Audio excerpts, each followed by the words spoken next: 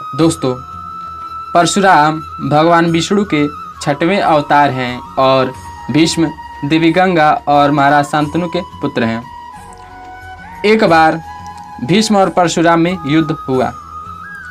भीष्म और परशुराम युद्ध कौशल में एक दूसरे से कम नहीं थे, जिसके कारण किसी के भी हार जीत का निर्णय नहीं हो पा रहा था और युद्ध अत्यंत भयानक होने लगा। तब स्वयं देवताओं ने इस युद्ध को रोका। उसके बाद भीष्म हस्तिनापुर लौट आए।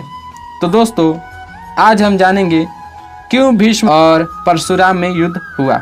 महाराज शांतनु की दूसरी पत्नी सत्यवती थी। उनका पुत्र था विचित्र वीर्य।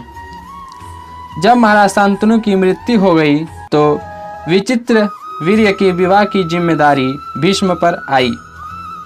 तो एक बार जब काशी नगरी में अंबिका और अंबालिका के स्वयंवर का आयोजन हुआ था, तो भीष्म भी वहां गए और स्वयंवर में आए हुए सभी राजाओं को हराकर अंबिका और अंबालिका को हस्तिनापुर लेकर आए। तब अंबा ने बताया वह सौबल देश के राजा साल्व से प्रेम करती हैं और उन्हीं को अपना पति मान चुकी हैं। यह जानने के बाद भीष्म पूरे सम्मान के साथ अंबा को सौबल देश पहुंचवा देते हैं, लेकिन साल्व अंबा को स्वीकार करने से मना कर देते हैं। तब फिर अंबा हस्तिनापुर वापस आ जाती हैं और विचित्र वीर्य से विवाह करने का अनुरोध करती हैं।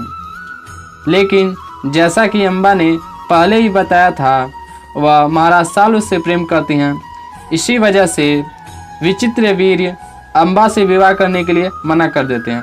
तब अंबा भीष्म से कहती हैं, आपने मुझे जीता है, इसलिए आपको मुझसे विवाह करना होगा। लेकिन भीष्म कभी भी विवाह न करने की प्रतिज्ञा ली थी, इसलिए वह भी मना कर देते हैं। तब अंबा परशुराम के पास जाती हैं और पूरी घटना बताती हैं। तब परशुराम भीष्म को अंबा से विवाह करने के लिए कहते हैं। तो भीष्म कहते हैं, मैं विवाह न करने की प्रतिज्ञा ली है और अपनी प्रतिज्ञा नहीं तोड़ सकता। तब परशुराम कहते हैं, भीष्म अपनी प्रतिज्ञा तोड़ो, अन्यथा मुझसे युद्ध करो। तो दोस्तों, भीष्म उस समय युद्ध करना ही उचित समझा और परशुराम से युद्ध किया। तो इसी कारण भीष्म और परशुराम में युद्ध हुआ।